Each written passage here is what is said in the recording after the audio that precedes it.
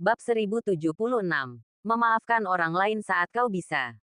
Pertama, biarkan orang tua itu tetap memegang lengannya. Kedua, bersujud dan minta maaf kepada kami dan anggota staf yang kau pukul sebelumnya. Ketiga, tinggalkan Jiangnan hari ini. Dan jangan pernah berpikir untuk pergi jika kau punya waktu 1 menit malam ini. Chen Pingan melangkah maju. Wajahnya tegas. Dan dia mengucapkan 3 tuntutannya dengan suara nyaring. Bersujud dan minta maaf. Itu tidak mungkin. Wajah Nona Qian tiba-tiba menunjukkan ekspresi menyeramkan. Dia hidup sampai hari ini. Dan kecuali para tetua di klan, dia tidak pernah membungkuk kepada siapapun, apalagi bersujud. Tidak hanya Nona Qian, tetapi bahkan lelaki tua itu pun memiliki kilatan kemarahan di matanya yang keruh setelah mendengar bahwa Chen Pingan ingin memberinya sebuah lengan. Dia tidak pernah berpikir bahwa Chen Pingan akan begitu berani. Tidak bisa melakukannya. Kalau begitu mati saja di sini. Orang tua. Jalang kecil. Apakah kamu benar-benar berpikir aku mengajukan 2 syarat ini karena aku takut pada keluarga Qian? Salah. Alasan mengapa aku mengampuni nyawamu dan membiarkanmu meninggalkan Jiangnan adalah karena dendam hari ini. Aku berencana untuk mengakhirinya sendiri. Merasakan niat membunuh lelaki tua itu, Chen Pingan melangkah maju dan berteriak. Pada saat yang sama, termasuk Chen Pingan, Chang Kongqing, Song Yang, Qiu Guang, Ruan Ming, mengerahkan kekuatan internal mereka pada saat yang sama, dengan wajah dingin, siap bertarung. Biksu Wuchan selalu berada di samping Chen Pingan dan Song Chufeng, dan tanpa disadari, patung Buddha emas tembus pandang muncul di belakang Biksu Wuchan. Bahkan para penguasa Jiangnan di luar pun siap menyerang saat ini. Meskipun mereka tidak mengetahui penyebab semua ini, mereka tahu bahwa orang-orang yang berdiri di seberang Biksu Wuchan dan yang lainnya adalah orang luar. Dan orang luar ini akan menyerang orang-orang Jiangnan. Jadi mereka adalah musuh. Dan semua ini tampaknya memberitahu Nona Qian dan yang lainnya sebuah kebenaran dengan jelas. Selama ada orang dari pihak Nona Qian yang berani bertindak gegabah, mereka tidak akan ragu untuk menahan orang-orang ini di sini selamanya. Oleh karena itu, suasana di lantai pertama seluruh hotel tiba-tiba menjadi sangat khusyuk dan suasananya sangat berat. Pertempuran yang mengejutkan bisa terjadi kapan saja. Dan semua ini secara alami terlihat oleh lelaki tua itu. Oleh karena itu, lelaki tua itu hanya bisa menekan kebencian dan niat membunuh di dalam hatinya. Dan kemudian mengambil inisiatif untuk melihat Chen Pingan. Tadi aku yang tidak masuk akal. Ini semua salahku. Temanmu. Tidak banyak yang bisa kuminta dari 1 lengan.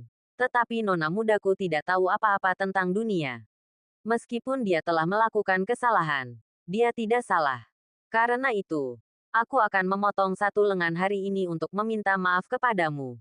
Dan kemudian menggunakan lengan lainnya untuk meminta maaf kepadamu atas nama nona mudaku. Setelah mengatakan ini, lelaki tua itu menyilangkan tangannya. Memegang lengan kanannya dengan tangan kirinya dan lengannya dengan tangan kanannya. Kemudian, lelaki tua itu menundukkan kepalanya, dan tatapan tajam melintas di matanya. Pada saat yang sama, tangannya tiba-tiba mengerahkan kekuatan dan dengan paksa merobek kedua lengannya.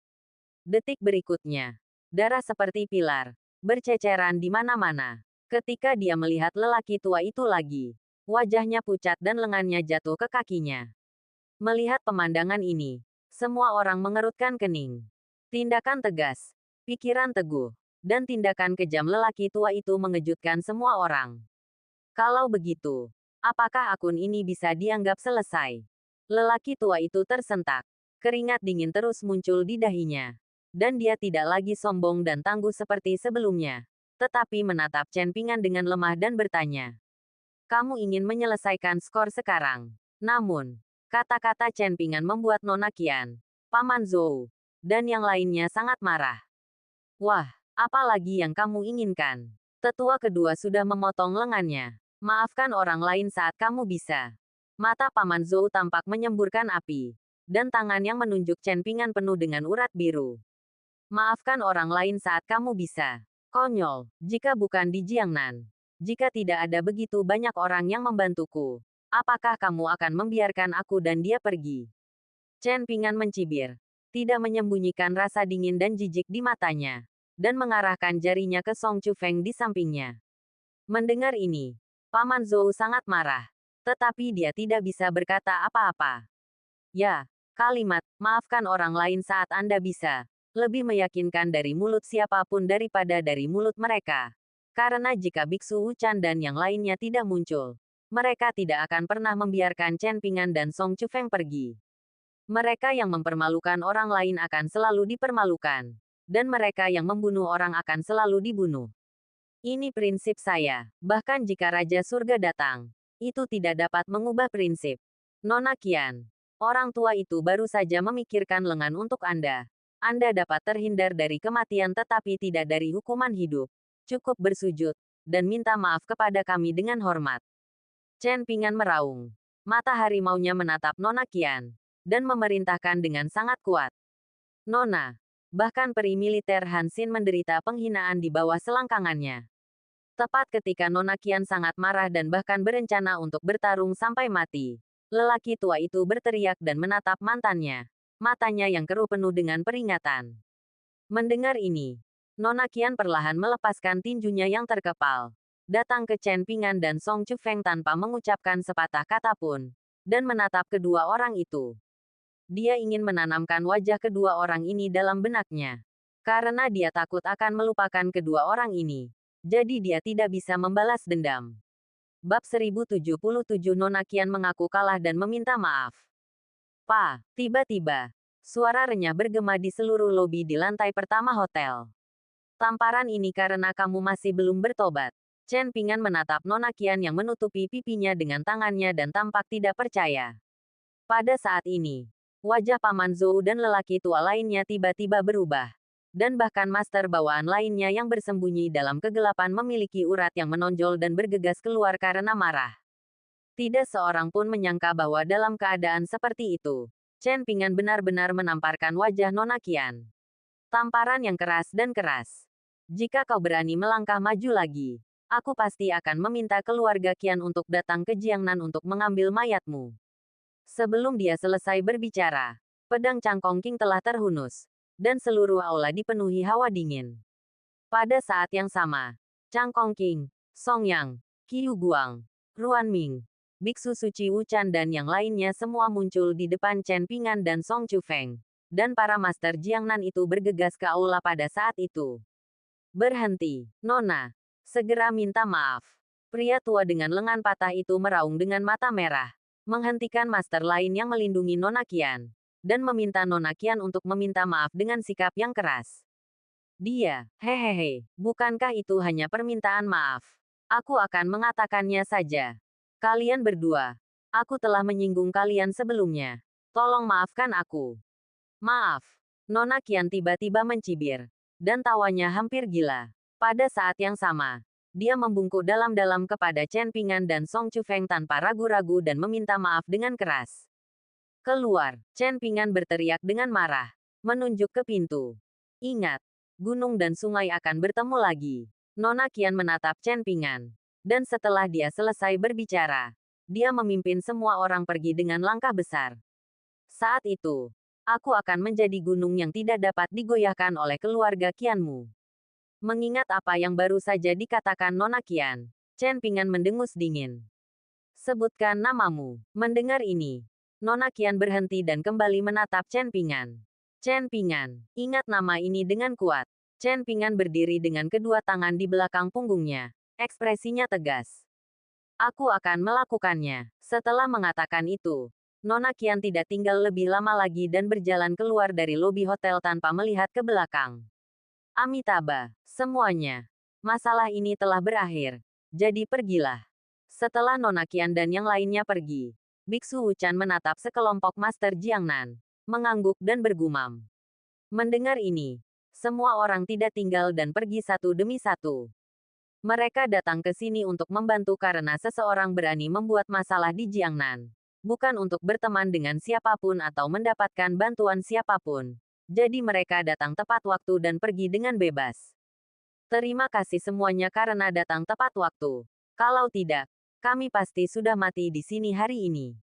Chen Pingan menatap Biksu Wuchan, Cangkong King, Song Yang, Qiu Guang, Ruan Ming, dan yang lainnya dan membungkuk dalam-dalam. Bahaya hari ini adalah salah satu yang paling dekat dengan kematian dalam hidup Chen Pingan. Yang terpenting adalah Song Chufeng hampir mati hari ini. Bocah bau. Aku datang hanya untuk melindungi muridku. Jika kamu punya waktu untuk berterima kasih kepada kami, kamu harus bekerja lebih keras dan cukup kuat untuk melindungi Chufeng tanpa kami, orang-orang tua. Chang Kongqing menyarungkan pedangnya dan memarahi Chen Pingan. Menantu yang baik, jangan salahkan dirimu sendiri. Bukannya kamu tidak kuat hari ini, tetapi orang tua itu terlalu kuat dan tidak tahu malu. Karena Chang Kongqing telah mengambil inisiatif untuk berperan sebagai orang jahat, maka Song yang secara alami akan berperan sebagai orang baik. Tuan Chen, kita sudah lama menjadi mitra. Agak sopan untuk berterima kasih kepadaku. Kepala keluarga Ruan di sampingkulah yang benar-benar membantuku. Qiu Guang dan Chen Pingan adalah kenalan lama. Jadi sambil tersenyum dan bersikap sopan, dia menekankan perkenalan Ruan Ming, yang belum pernah bertemu Chen Pingan, dan memberinya wajah. Halo, Paman Ruan, aku akan mengingat kebaikanmu hari ini. Mendengar ini, Chen Pingan menghadap Ruan Ming dan membungkuk dalam-dalam lagi. Ketika dia memanggilnya, dia menggunakan Paman Ruan, alih-alih kepala keluarga Ruan. Artinya, karena perilaku Ruan Ming hari ini, Chen Pingan telah menganggapnya sebagai orang tua. Karena dia orang tua, tentu saja dia adalah orang tuanya sendiri. Kamu memanggilku Paman Ruan, jika aku masih memikirkan kebaikanmu. Bukankah tidak sopan jika aku menjadi tua? Harus dikatakan bahwa, Paman Ruan, Chen Ping lebih berterima kasih kepada Ruan Ming daripada ribuan kata. Jadi dia tidak lagi berpura-pura sopan, tetapi tertawa sebagai tanggapan. Ngomong-ngomong, mengapa orang-orang dari keluarga Qian di kota sihir datang ke Jiangnan? Song yang menyentuh dagunya dan memikirkannya. Bagaimanapun, orang-orang dari keluarga Qian di kota sihir tidak pernah memiliki hubungan apapun dengan kekuatan manapun di Jiangnan. Dia hanya seorang gadis kecil. Dia seharusnya datang untuk ikut bersenang-senang. Tapi aku tidak menyangka dia tidak ikut bersenang-senang dan hampir kehilangan nyawanya. Chang Kongqing tidak memiliki banyak lika-liku seperti Song Yang. Jadi dia tepat sasaran. Apapun yang terjadi, kita harus menghajar mereka. Bagaimanapun, keluarga Qian di kota sihir telah gelisah dalam beberapa tahun terakhir. Di Sichuan dan Shu, keluarga Qian telah mencaplok banyak kekuatan. Ekspresi Qiu Guang sedikit serius. Keluarga Qian di kota sihir selalu mendominasi kota sihir. Mereka selalu jujur dan sopan sebelumnya. Tetapi dalam beberapa tahun terakhir, mereka memang mulai berkembang secara bertahap. Dan hanya dalam 3 tahun, mereka telah mencaplok sepertiga dari kekuatan seni bela diri di Sichuan dan Shu. Sekarang, bahkan jika Nona Qian tiba-tiba muncul untuk ikut bersenang-senang, kita tetap harus waspada. Bagaimanapun, kekuatan keluarga Qian di kota sihir tidak sebanding dengan keluarga manapun di Jiangnan. Bahkan keluarga Qian memiliki kemampuan untuk menghancurkan kekuatan besar manapun di Jiangnan dalam semalam. Bab 1078 terkenal. Bukan hanya di Jiangnan. Jangan khawatir. Bukan giliran kita untuk mengkhawatirkan masalah ini. Itu benar. Karena ada seseorang yang lebih menghargai Jiangnan daripada kita semua. Setelah mendengar kata-kata defensif Qiu Guang, Chang Kongqing dan Song yang saling tersenyum dan berbicara perlahan. Itu benar. Memang paling tepat baginya untuk maju. Mendengar ini, Qiu Guang dan Ruan Ming mengangguk pada saat yang sama. Di mana Biksu Suci Wuchan? Tiba-tiba, Song Chufeng terkejut menemukan bahwa Biksu Suci Wuchan telah menghilang tanpa jejak. Guru baru saja pergi. Biksu kecil itu berlari dan menjawab. Biksu Wuchan seharusnya punya urusan lain yang harus diurus. Kita bukan satu-satunya yang perlu khawatir tentang babak ini. Singkatnya, sekarang bahaya sudah berlalu. Kalian harus memusatkan semua perhatian pada rapat seleksi. Song yang menatap Chen Pingan dan Song Chufeng dan memberitahu mereka. Jangan khawatir, Paman Song. Aku tidak akan mengecewakan kalian. Chen Pingan mengangguk dengan sungguh-sungguh sebagai tanggapan. Teman muda Chen, berhati-hatilah. Sekte Tianjian dan Sekte Huode tidak akan pernah tinggal diam dan menunggu kematian. Jika kami berdua punya berita, kami akan menjadi yang pertama memberitahu kalian. Selain itu, murid-murid yang kami kirim juga akan membuka jalan bagi kalian. Hanya ini yang bisa kami, para tetua, Lakukan. Setelah Qiu Guang dan Ruan Ming membuat garis yang jelas dengan aliansi Jiangnan, mereka bergabung dengan Hua Yingwu di bawah bujukan Chang Kongqing dan Song Yang, dan berjanji untuk membantu Chen Ping'an dan Song Chufeng membuka jalan.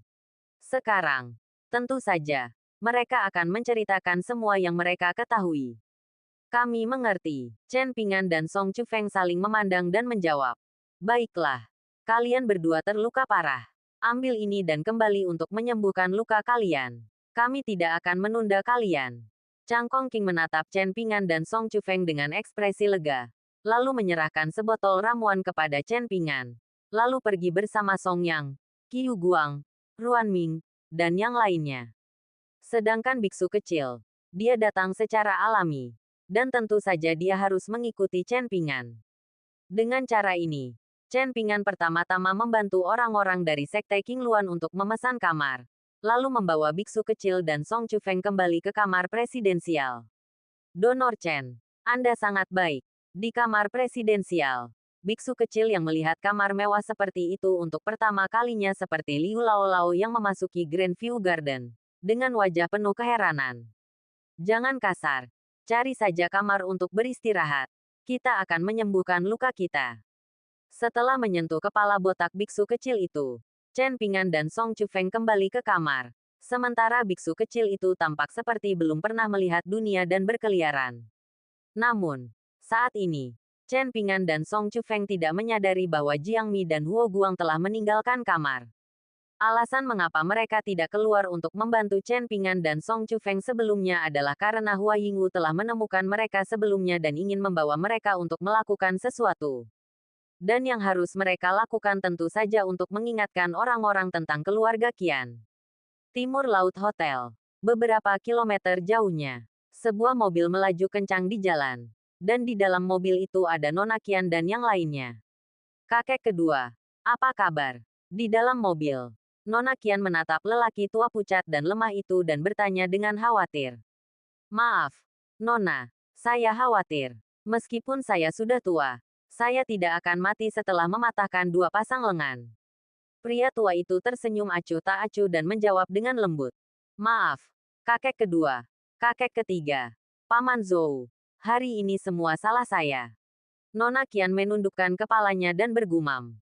Nona, apakah Anda tahu di mana kesalahan Anda hari ini? Kakek ketiga menatap Nona Qian dan bertanya. Saya impulsif dan tidak membawa lebih banyak ahli. Jika tidak, kakek kedua tidak akan menghabiskan lengannya sendiri. Jika tidak, kita bisa membunuh semua orang sialan itu. Tapi kakek kedua, jangan khawatir. Aku pasti akan membalas ini.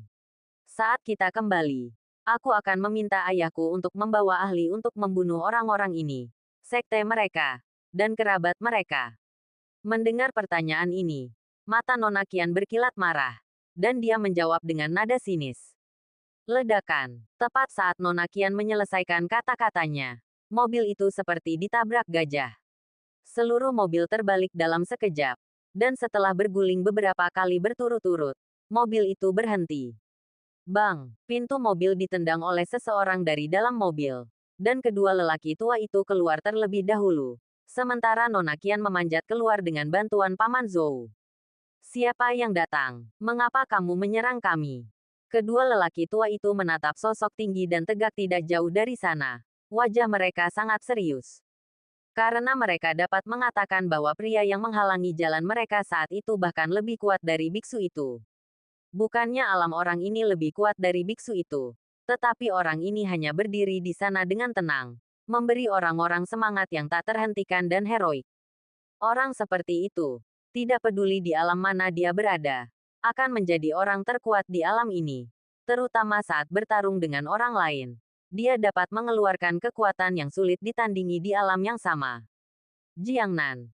Hua Yingwu. Tidak jauh dari sana. Terdengar suara rendah. Hanya sebuah nama membuat kedua lelaki tua dan Paman Zhou yang mendukung Nona Qian tampak pucat. Bayangan pohon. Nama orang itu. Jiangnan. Hua Yingwu. Terkenal. Tidak hanya di Jiangnan. Bab 1079 Pengingat. Master Aliansi Hua. Kami tidak punya dendam padamu. Mengapa kau menghentikan kami? Pria tua dengan lengan patah itu menatap Hua Yingwu dengan wajah muram. Seolah-olah dia sedang menghadapi musuh besar. Saat dia mengetahui identitas pihak lain, dia sudah membuat rencana untuk menggunakan hidupnya sebagai ganti pelarian yang lain. Kau menyerang orang-orang Jiangnan di Jiangnan, dan kau ingin membalas dendam terhadap Jiangnan di masa depan. Apakah alasan ini cukup? Hua Yingwu menjawab dengan keras dan menggema. Kau layak menjadi pemimpin Jiangnan yang memiliki kehidupan yang sempurna. Kau benar-benar peduli dengan Jiangnan. Hanya saja semua orang berada di alam bawaan. Apa yang bisa kau lakukan jika kau datang ke sini sendirian? Orang tua yang dipanggil kakek ketiga oleh Nona Qian menunjukkan ekspresi garang di wajahnya dan bertanya dengan marah. Aku bisa membiarkanmu hidup. Dan aku juga bisa membiarkanmu mati. Hua Yingwu berdiri dengan kedua tangan di belakang punggungnya. Dan kata-kata serta tindakannya begitu mendominasi.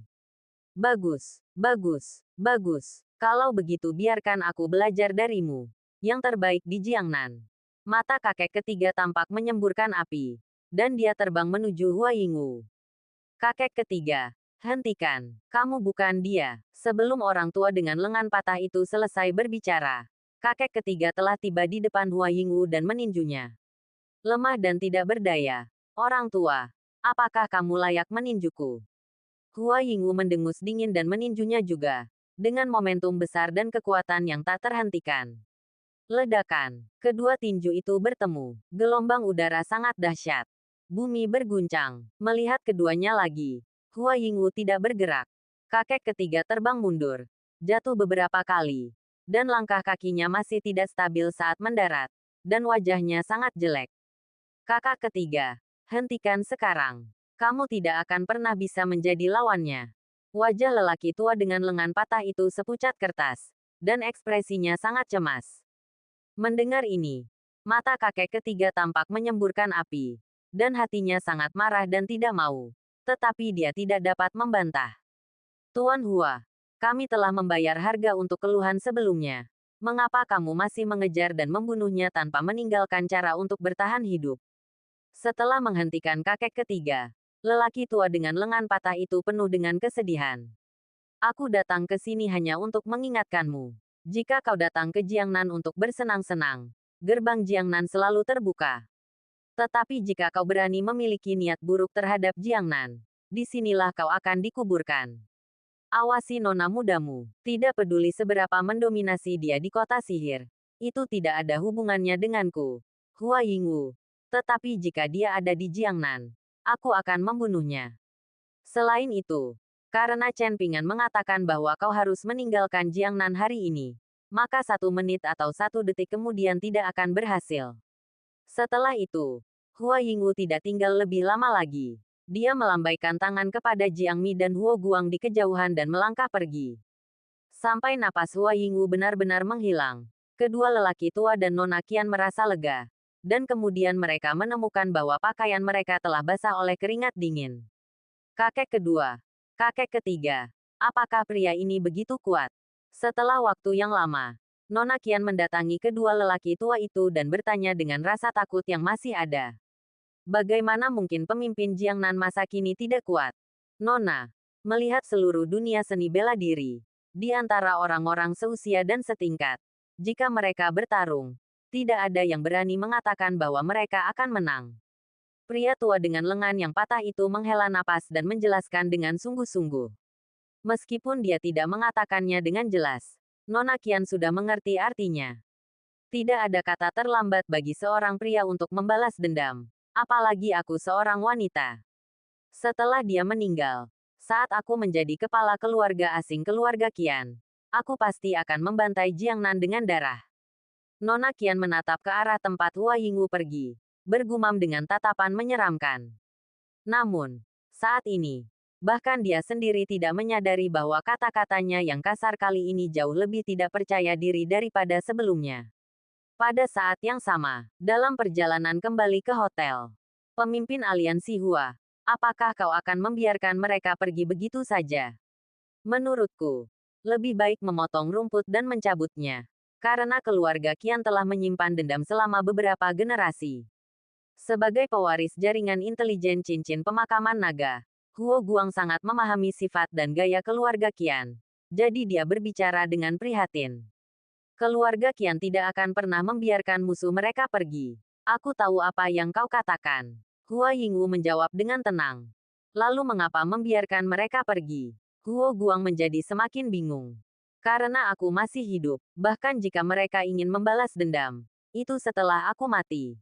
Dan setelah aku mati, jika Chen Pingan dan kau masih tidak dapat bersaing dengan keluarga Qian, lalu apa gunanya aku membunuh atau tidak? Jiang Mi, Chen Pingan pernah bertarung dengan mereka. Jadi dia tahu betapa kuatnya orang-orang ini. Dan itulah sebabnya aku membawamu ke sini. Aku ingin kamu tahu betapa kuatnya musuh-musuh Jiangnan di masa depan. Dan agar kamu tahu seberapa kuat dirimu untuk melindungi Jiangnan. Jiang Mi, Chen Pingan sekarang adalah naga yang terpendam. Dan suatu hari dia akan bangkit bersama angin. Jiangnan masih terlalu kecil untuknya. Jadi cepat atau lambat dia akan pergi. Meskipun dengan pengalaman ini, Chen Pingan akan membantu Jiangnan saat sedang dalam kesulitan. Tetapi kamu berbeda dengan Jiangnan yang merupakan tempat kemakmuranmu. Jadi jika Chen Pingan pergi di masa depan, dia pasti akan menyerahkan Jiangnan kepadamu. Dan kemudian kamu akan menjadi tulang punggung Jiangnan. Apakah kamu mengerti? Hua Yingwu berhenti dan menatap Jiang Mi dengan penuh harap. Sejak pertama kali melihat Chen Pingan, Hua Yingwu tahu bahwa Jiangnan akan berubah karena Chen Pingan. Dan akan makmur karena Chen Pingan. Tetapi dia tidak dapat mempertahankan Chen Pingan. Karena Chen Pingan adalah keturunan dari cincin pemakaman naga. Naga memiliki waktu mengintai. Dan ada juga hari melambung. Tetapi Jiang Mi berbeda. Jiang Mi lahir di Jiangnan. Tumbuh di Jiangnan. Dan mengikuti Jiangnan. Oleh karena itu, Hua Yingwu sangat mementingkan Chen Pingan dan Jiang Mi pada saat yang sama dan memiliki harapan besar bagi mereka. Karena dalam hatinya, Jiangnan hanya akan makmur karena Chen Pingan, dan hanya akan stabil karena Jiang Mi. Keduanya saling melengkapi dan sangat diperlukan. Bab 1080 saat kita terus maju. Saya mengerti. Saya akan menjadikan Jiangnan sebagai tempat suci seni bela diri lagi. Jiang Mi menoleh ke Hua Yingwu dan menjawab dengan keras. Tuan Hua, saya sebenarnya punya pertanyaan. Jiangnan punya Chen Pingan dan Jiang Mi. Jadi mengapa Anda membawa saya ke sini kali ini? Setelah mendengar apa yang baru saja dikatakan Hua Yingwu, Huo Guangzi mengatakan masalah yang telah mengganggunya selama ini. Anda jelas sangat berbakat. Tetapi Anda pikir masa depan Anda sudah ditentukan. Jadi Anda selalu ingin bermain-main. Tidak menganggap serius hal-hal. Dan tidak pernah bekerja keras.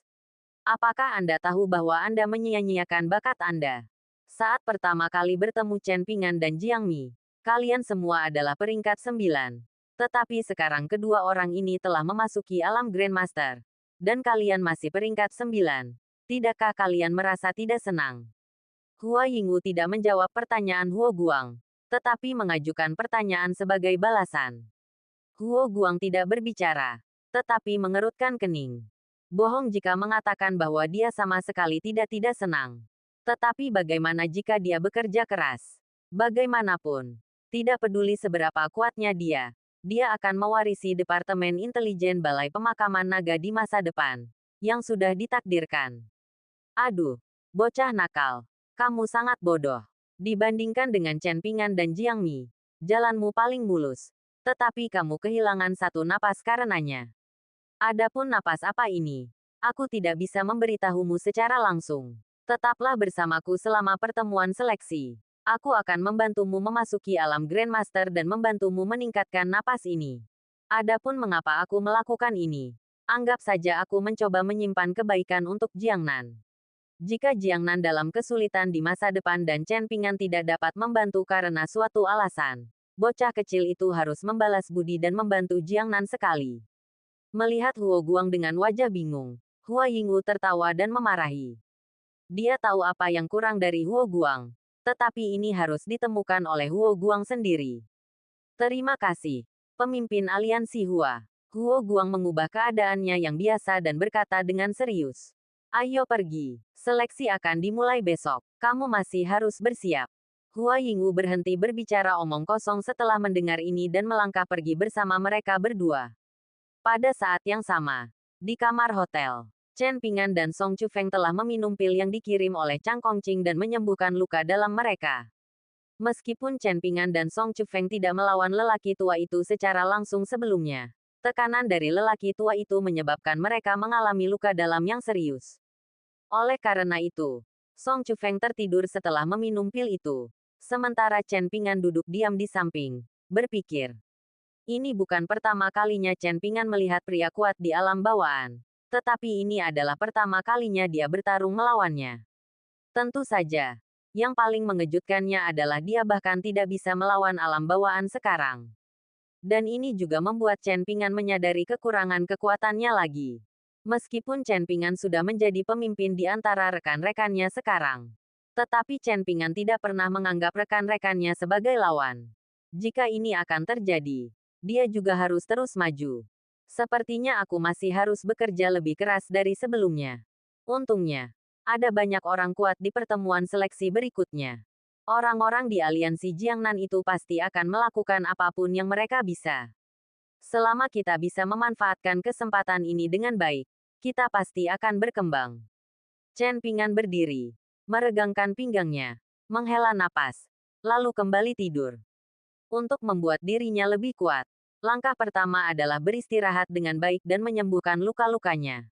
Dengan cara ini, sehari sebelum pertemuan seleksi dimulai, meskipun Chen Ping'an hampir meninggal, dia juga menyadari kekurangannya. Jadi ini mungkin bukan hal yang buruk. Tidak lama kemudian, Jiang Mi juga kembali ke kamarnya, dan Huo Guang dibawa pergi oleh Hua Yingwu.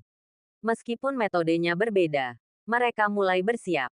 Di sisi lain, Chang Kongqing, Song Yang, Qiu Guang, dan Ruan Ming juga duduk bersama untuk pertarungan pertama seleksi besok. Apa yang ingin mereka bahas sangat sederhana, yaitu bagaimana membantu Chen Ping'an, Song Chufeng, Jiang Mi dan yang lainnya membuka jalan, dan bagaimana menghadapi berbagai metode aliansi Jiangnan. Untuk yang pertama, keempatnya telah mengirim semua orang kuat di bawah usia 40 tahun di sekte tersebut, jadi mereka sudah siap.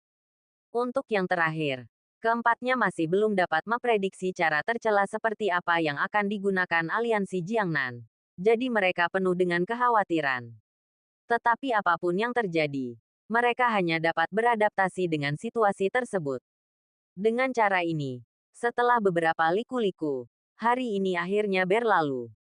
Bab 1081 Gadis berpakaian hitam. Keesokan paginya, Chen Ping'an, Song Chufeng, Jiang Mi, Huo Guang, biksu kecil dan yang lainnya meninggalkan hotel dan tiba di puncak Gunung Pingding. Ketika mereka tiba, sejumlah besar orang telah berkumpul di puncak gunung, termasuk lebih dari 1.000 kontestan dan lebih banyak penonton. Di antara orang-orang ini, yang paling menarik perhatian adalah para jurumudi dari keluarga besar dan pasukan besar. Terutama si Kong Qiong, pemimpin sekte Tianjian di aliansi Jiangnan, Fan Yan, pemimpin sekte Huode, dan kepala beberapa keluarga besar lainnya, yang membuat Chen Ping'an dan yang lainnya cukup khawatir. Karena orang-orang ini tahu bahwa rubah-rubah tua di aliansi Jiangnan ini tidak akan pernah melihat mereka menduduki posisi tinggi di aliansi bela diri Jiangnan. Dan mereka pasti akan mengirim semua master teratas yang berusia di bawah 40 tahun di keluarga dan sekte masing-masing. Ayo pergi, jangan buang waktu untuk mereka. Bagaimanapun, babak penyisihan akan segera dimulai. Chen Ping'an tidak berhenti karena orang-orang dari aliansi Jiangnan. Karena baginya, apapun rencana pihak lain, dia akan menghadapinya pada akhirnya. Jadi lebih baik memanfaatkannya sebaik-baiknya. Semua orang berada di arena yang berbeda. Jadi sudah waktunya untuk berpisah. Karena ada begitu banyak kontestan kali ini, Hua Yingwu secara khusus mengatur 4 lokasi kompetisi di Pingdingshan. Keempat lokasi ini tidak berdekatan, agar tidak saling mengganggu. Dan Chen Ping'an, Song Chufeng, Jiang Mi, dan Huo Guang sangat beruntung. Mereka berada di arena yang berbeda, yang juga menghindari pertikaian di antara mereka. Namun karena hal ini, mereka berempat harus berpisah sementara dan bergegas ke arena mereka sendiri. Semuanya, aku akan menunggu kalian di pertandingan kedua. Jangan kalah di pertandingan pertama. Sebelum pergi, Chen Ping'an melihat orang-orang di sekitarnya dan berkata sambil tersenyum. Tidak mungkin seperti itu, Jiang Mi menjawab dengan ringan, lalu melangkah pergi tanpa menoleh ke belakang. Aku akan berusaha sebaik mungkin. Dibandingkan dengan kepercayaan diri Jiang Mi, Huo Guang tersenyum pahit. Alasan mengapa dia memilih untuk berpartisipasi dalam pertemuan seleksi ini sebelumnya tidak lebih dari sekadar untuk ikut bersenang-senang. Namun, setelah percakapan dengan Hua Yingwu kemarin dan bimbingan Hua Yingwu tadi malam, Huo Guang tiba-tiba merasa bahwa akan lebih menarik untuk melangkah sejauh mungkin dalam kompetisi ini. Jadi dia pergi sendiri setelah menjawab. Aku akan menunggumu di final kali ini. Dan aku tidak akan membiarkanmu menang semudah sebelumnya. Waktu sebelumnya yang disebutkan Song Chufeng tentu saja adalah kompetisi seni bela diri di Kuil Nanshan. Meskipun dia dan Chen Ping'an telah menjadi pasangan dan telah menjadi keluarga, ini tidak berarti bahwa Song Chufeng dapat menerima bahwa Chen Ping'an selalu menekannya dalam seni bela diri. Karena dia, Song Chufeng, juga merupakan pemimpin generasi muda di Jiangnan dan putri surga yang layak.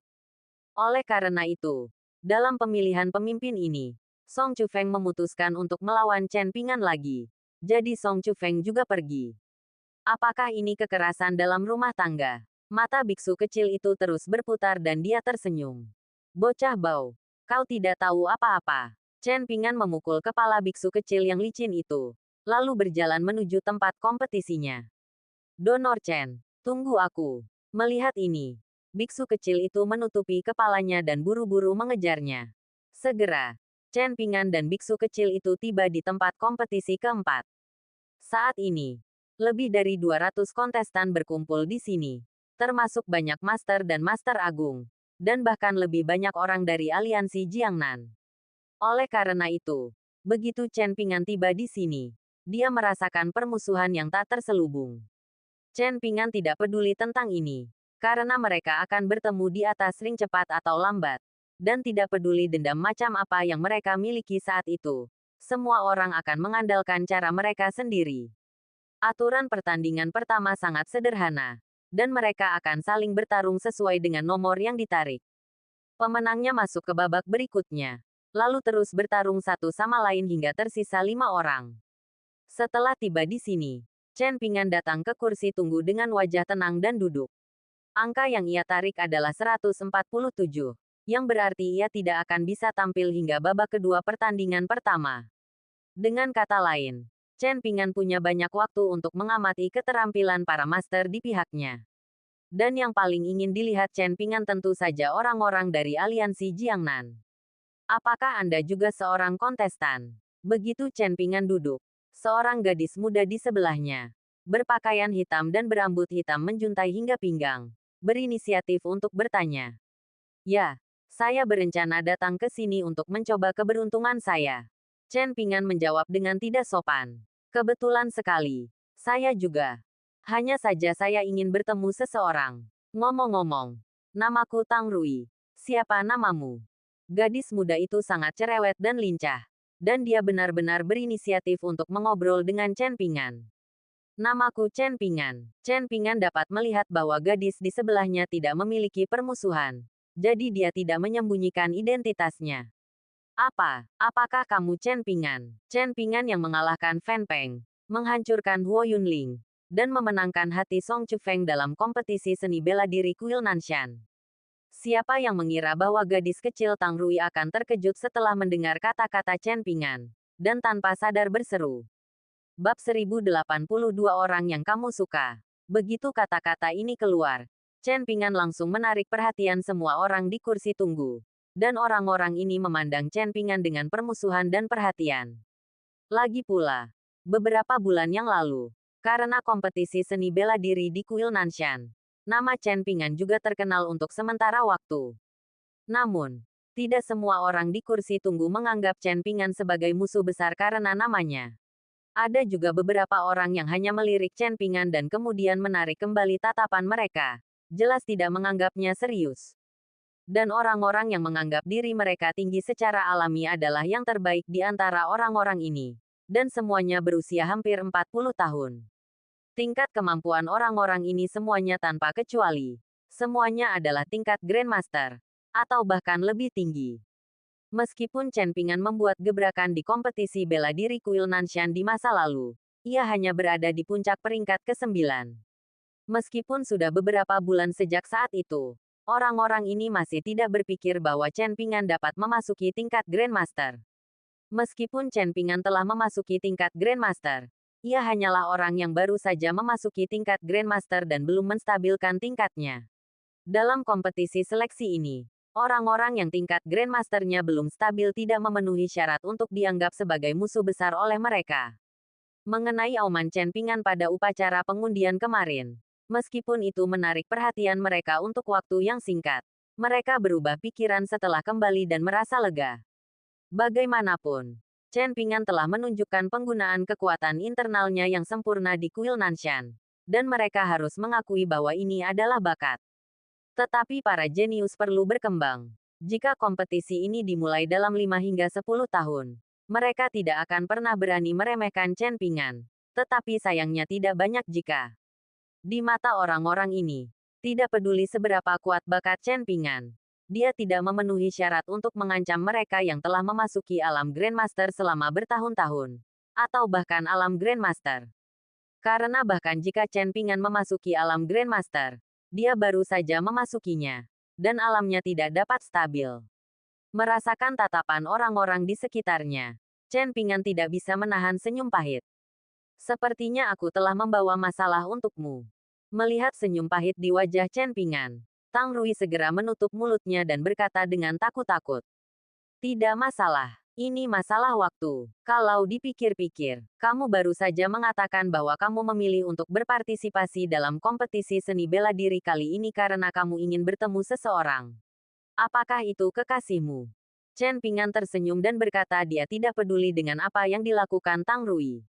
Sebaliknya, dia menatap pihak lain dengan wajah bergosip dan mengajukan pertanyaan ini.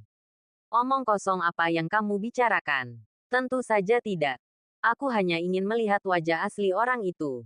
Meskipun Tang Rui berusaha sekuat tenaga untuk menyangkalnya, rona merah di wajahnya dan harapan ketika dia berbicara telah memberikan jawabannya. Wajah asli. Nona Tang belum pernah melihat wajah asli kekasihnya. Chen Ping'an menatap gadis di depannya dengan heran. Aku sudah bilang kalau dia bukan kekasihku. Kau pasti pernah mendengar tentang orang yang ingin kutemui. Meskipun dia memakai topeng kepala anjing yang sangat lucu, dia adalah pria yang sopan. Hanya dalam waktu 1 minggu, dia telah menghadapi banyak pengganggu dan membantu banyak orang dengan murah hati. Tidak berlebihan jika dikatakan bahwa dia adalah pahlawan terakhir di Jiangnan di hatiku. Tetapi dia menghilang sehari yang lalu. Alasan dia menghilang hanya karena pertemuan seleksi ini. Pahlawan seperti dia tidak akan pernah melewatkan acara akbar seperti ini. Jadi aku mendaftar untuk berpartisipasi. Berpikir bahwa jika aku bertemu dengannya, aku dapat melihat Lusan yang sebenarnya. Saat mengucapkan kata-kata ini, wajah gadis kecil Tang Rui penuh dengan kekaguman terhadap pahlawan berkepala anjing yang disebutkannya, dan harapan untuk bertemu dengan pahlawan ini. Tapi, Nona Tang, Anda belum pernah melihat wajah asli pahlawan berkepala anjing ini. Jika dia benar-benar berpartisipasi dalam seleksi ini, bagaimana Anda bisa tahu yang mana dia? Pada saat ini, biksu kecil itu menuangkan baskom berisi air dingin ke kepalanya dengan serius. Sejujurnya, saya baru memikirkan ini setelah saya mendaftar. Mendengar kata-kata biksu itu, Tang Rui tiba-tiba tampak sedih, menggembungkan pipinya, dan cemberut. Amitabha, bertanya apa itu cinta di dunia ini hanya membuat orang pusing dan IQ mereka anjlok. Setelah melihat keadaan Tang Rui, biksu itu tidak bisa menahan diri untuk tidak menyatukan kedua tangannya dan diam-diam melafalkan nama Buddha. Sebenarnya, tidak perlu bersedih seperti itu. Selama takdir masih ada, kalian tentu akan bisa bertemu satu sama lain. Lagi pula, meskipun kalian tidak bisa saling melihat, itu bukan apa-apa. Itu hanya pahlawan berkepala anjing. Nona Tang, jangan terlalu khawatir. Chen Ping'an, sang dalang semua ini, kini wajahnya dipenuhi garis-garis hitam dan menjelaskan dengan wajah kaku. Bukannya dia tidak berpikir untuk mengungkapkan identitasnya kepada Tang Rui secara langsung. Tetapi kemudian dia berpikir bahwa pahlawan berkepala anjing itu terlalu memalukan. Jadi dia menyerah. Bab 1083 Ada wanita cantik di Jiangnan. Cantiknya luar biasa. Bagaimana aku tidak khawatir. Pahlawan berkepala anjing itu jujur dan murah hati. dan merupakan salah satu dari sedikit orang baik dan pahlawan di Jiangnan. Orang-orang seperti itu mungkin pernah ada sebelumnya, tetapi tidak akan pernah ada lagi. Mendengar penghiburan Chen Pingan, kerabat Tang Rui tiba-tiba menjadi bersemangat, tetapi segera menjadi kesepian. Dia benar-benar takut tidak akan melihat wajah asli pahlawan berkepala anjing itu. Sama seperti setiap gadis yang memiliki impian menjadi putri ketika dia masih kecil, Tang Rui telah memiliki impian menjadi pahlawan wanita sejak dia masih kecil. Hanya saja dia memiliki keterbatasan bakat dan lingkungan, jadi dia tidak bisa menjadi pahlawan. Oleh karena itu, dia mengubah mimpinya untuk menjadi pahlawan menjadi pemujaan terhadap pahlawan sejati. Hua Yingwu adalah pahlawan Jiangnan yang sangat pantas, tetapi dia terlalu jauh bagi Tang Rui. Sebaliknya, pahlawan berkepala anjing yang muncul entah dari mana sebelumnya, meskipun kekuatan, identitas, dan statusnya tidak sebaik Hua Yingwu, lebih manusiawi bagi Tang Rui. Oleh karena itu, dia sangat gigih menemui pahlawan berkepala anjing itu. Namun, Tang Rui tidak menyadari bahwa ketika dia mencoba yang terbaik untuk memuji pahlawan berkepala anjing itu, Chen Pingan ingin mencari celah di tanah untuk merangkak masuk. Pemandangan ini tidak luput dari pandangan biksu kecil itu. Amitabha, nasib buruk, nasib buruk. Biksu kecil itu menundukkan kepalanya dan bergumam. Ketika mereka bertiga memikirkan hal-hal mereka sendiri, kompetisi pertama di atas ring telah berakhir. Kekuatan kedua orang ini tidak kuat, jadi tentu saja tidak ada percikan. Bukan hanya mereka berdua, tetapi banyak kompetisi berikutnya seperti ini. Bagaimanapun, aturan pembatasan usia di bawah 40 tahun kali ini menciptakan mimpi indah bagi mereka yang tidak cukup kuat untuk mencoba peruntungan. Namun, jika mereka tidak cukup kuat, mimpi indah itu akhirnya akan hancur. Dengan cara ini, total lebih dari selusin kompetisi diadakan di pagi hari, tetapi tidak ada yang layak dicatat. Bukan hanya pihak Chen Pingan, 3 tempat kompetisi lainnya juga seperti ini. Hal ini juga menyebabkan ketidakpuasan di antara para penonton. Mereka sangat menantikan kompetisi seleksi ini. Namun sejauh ini, dari puluhan pertandingan di 4 tempat pertandingan tersebut, tidak ada yang berhubungan dengan kata menyenangkan, yang membuat mereka merasa sangat kesal. Beberapa orang bahkan mulai mengeluhkan peraturan bahwa konferensi seleksi ini melarang para master berusia di atas 40 tahun untuk berpartisipasi, dan mengeluhkannya. Namun, semua keluhan ini menghilang dengan adanya 2 pertandingan di sore hari. Pada pertandingan pertama di sore hari, sebuah berita dengan cepat sampai ke telinga semua penonton, menarik perhatian mereka. Karena Song Chufeng muncul di tempat pertandingan pertama. Setelah mendengar berita itu, semua penonton di sisi Chen Pingan pergi. Dan bahkan sebagian besar kontestan pergi karena mereka ingin melihat sosok Song Chufeng yang cantik. Kami benar-benar tidak diterima di sini. Tang Rui melihat ke tempat pertandingan yang ramai di pagi hari tetapi sekarang sepi, dan tidak bisa menahan diri untuk tidak mengeluh. Donor Chen, apakah kamu tidak ingin pergi dan melihatnya? Ini kompetisi donor song. Biksu kecil itu menatap Chen Pingan dan bertanya. Tidak perlu, karena kita sudah sepakat untuk bertemu nanti. Chen Pingan tersenyum acuh tak acuh. Dia sangat yakin dengan kekuatan Song Chufeng. Mendengar ini, Tang Rui juga menjadi penasaran dengan pria di depannya. Bagaimanapun, Song Chufeng adalah nomor 1 yang tak terbantahkan di antara para wanita muda Jiangnan, terlepas dari bakat, kekuatan, atau penampilannya. Jadi Tang Rui sangat penasaran tentang bagaimana Chen Pingan mendapatkan perhatian Song Chufeng. Tentu saja, Tang Rui tidak mengetahuinya sekarang. Ketika dia mengerti mengapa Chen Pingan mendapatkan perhatian Song Chufeng, dia akan merasa getir. Pada saat yang sama, Song Chufeng telah melangkah ke atas panggung di tempat kompetisi pertama. Angin bertiup, dan Song Chufeng tampak tenang. Seperti biasa, dia mengenakan rok panjang hijau yang berkibar tertiup angin, dan 3.000 rambut hitamnya jatuh di dadanya. Ada pemandangan indah di Jiangnan, yang menarik jutaan orang. Ada keindahan di Jiangnan, yang membuat jutaan orang bersujud. Sekarang di Pingdingshan, pemandangan indahnya mempesona. Begitu pula keindahannya. Kombinasi keduanya bahkan lebih saling melengkapi. Pada saat ini, 90% penonton dan 80% kontestan berkumpul di sini. hanya untuk melihat penampilan Jiangnan Chufeng yang memukau, wanita pertama dari generasi muda. Di bawah tatapan semua orang, lawan Song Chufeng perlahan melangkah ke atas panggung. Pria ini sekarang berusia 37 tahun, hanya setengah langkah lagi dari alam Grandmaster. Dia berasal dari keluarga kaya yang hanya berada di bawah kekuatan teratas seperti 7 keluarga besar Jiangnan dan 3 sekte besar, dan juga merupakan anak takdir.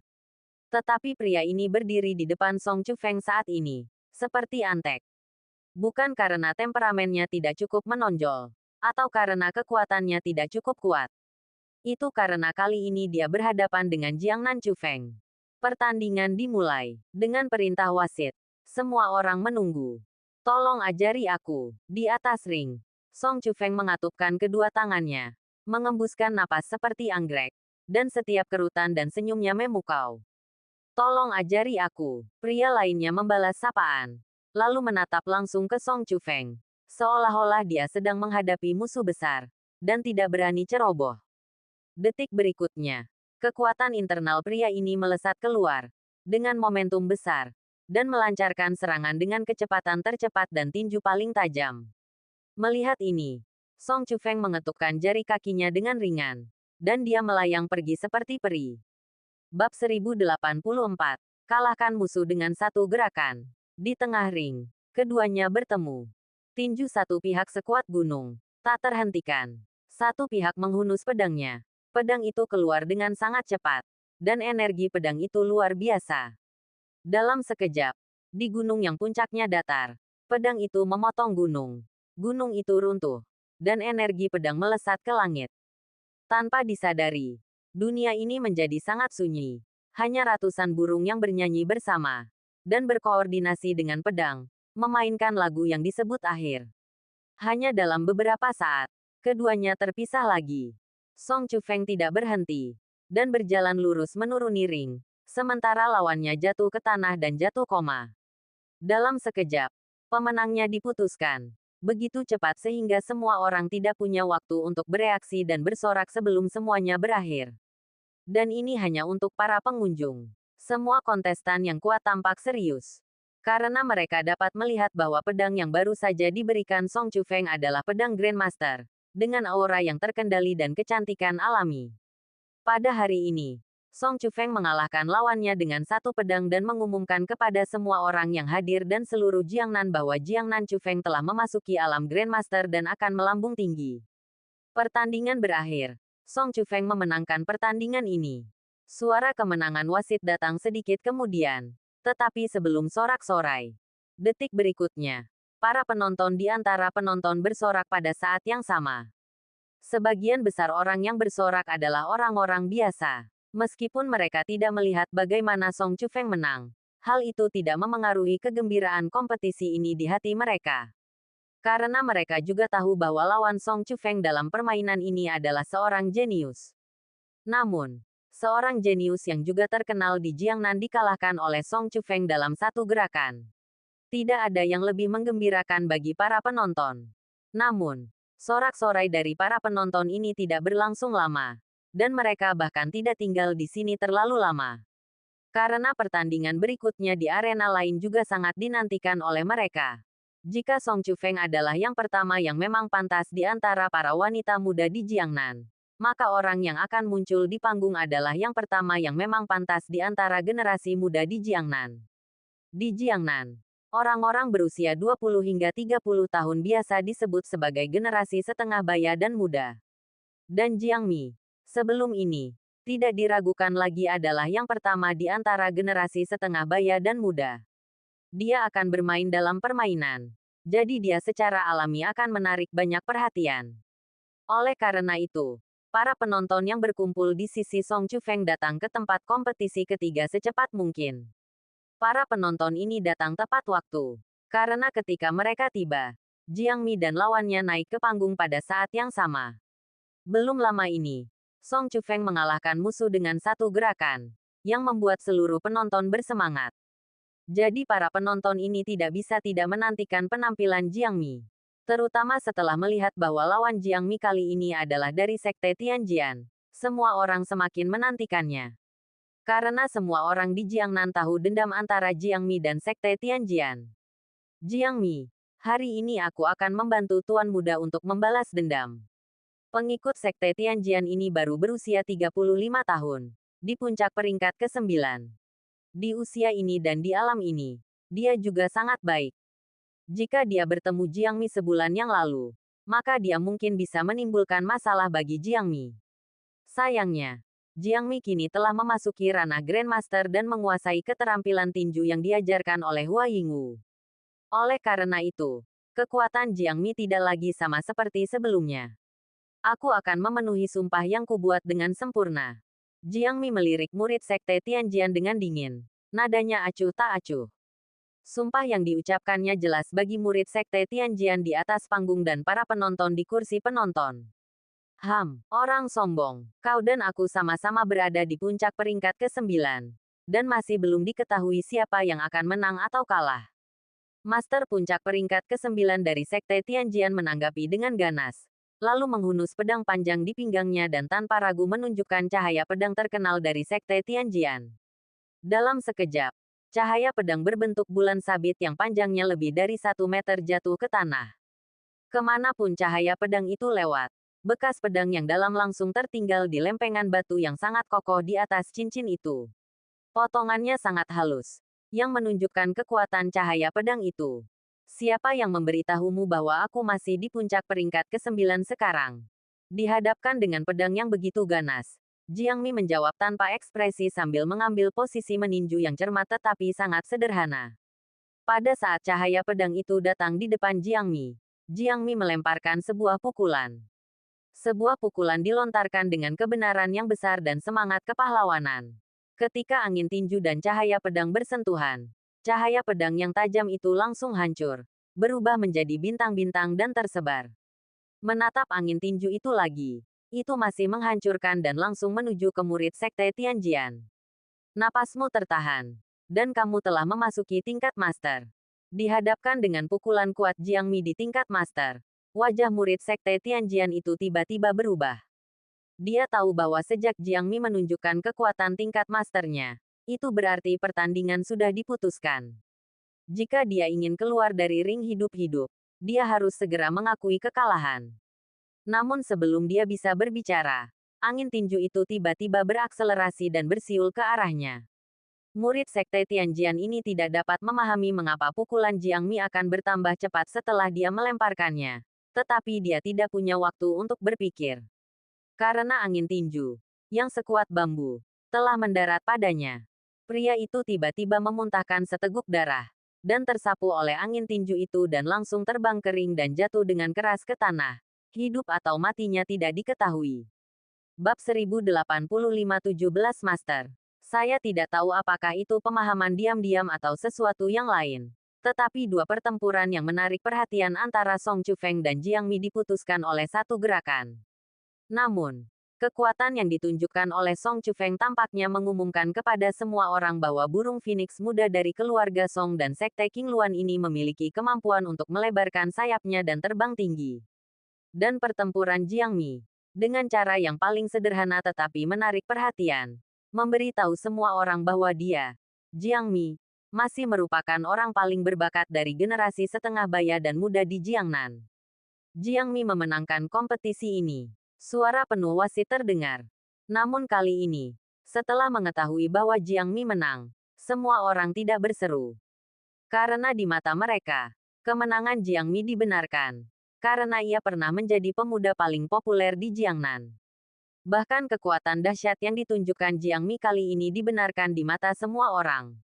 Oleh karena itu, hingga Jiang Mi turun dari panggung, tidak banyak suara di kursi penonton. Namun ini tidak berarti bahwa kekuatan yang ditunjukkan Jiang Mi dalam pertempuran ini tidak memenuhi harapan orang-orang ini. Tepatnya, Jiang Mi berhasil memenuhi harapan semua orang. Tetapi karena ia adalah Jiang Mi, maka dibenarkan untuk mencapai level ini. Level Grandmaster lainnya, aku tidak menyangka bakat Song Chufeng dan Jiang Mi begitu buruk. Beberapa bulan yang lalu, mereka berdua berada di puncak peringkat ke-9. Tetapi sekarang mereka tidak hanya memasuki level Grandmaster, tetapi level mereka sangat stabil dan solid. dan mereka layak menjadi pria dan wanita pertama di antara generasi muda di Jiangnan. Di kursi penonton, seorang kontestan dari Sekte Huode menatap Jiang Mi dengan ekspresi yang sangat serius. Dia datang untuk berpartisipasi dalam pertemuan seleksi ini untuk dua tujuan. Salah satunya adalah untuk mendapatkan 10 besar dan menduduki posisi tinggi di aliansi bela diri Jiangnan. Tujuan lainnya adalah untuk membunuh Jiang Mi, Chen Ping'an, Song Chufeng, dan yang lainnya. Itulah sebabnya dia menyaksikan pertarungan antara Song Chufeng dan Jiang Mi setelah pemilihan. Namun, kekuatan yang ditunjukkan oleh Song Chufeng dan Jiang Mi dalam dua pertarungan ini melebihi harapannya. Tidak heran pemimpin sekte meminta kami untuk menerima metode rahasia menyembunyikan pedang di tubuh sekte Tianjian. Kontestan lain dari aliansi bela diri Jiangnan bergumam dengan wajah muram.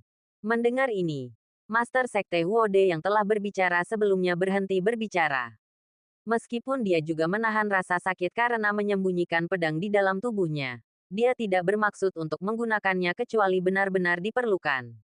Karena itu terkait dengan hidupnya sendiri. Tetapi setelah melihat kekuatan yang ditunjukkan oleh Jiang Mi dan Song Chufeng, dia tiba-tiba menyadari bahwa beberapa hal tampaknya bukan sesuatu yang tidak dapat dia lakukan jika dia tidak ingin melakukannya.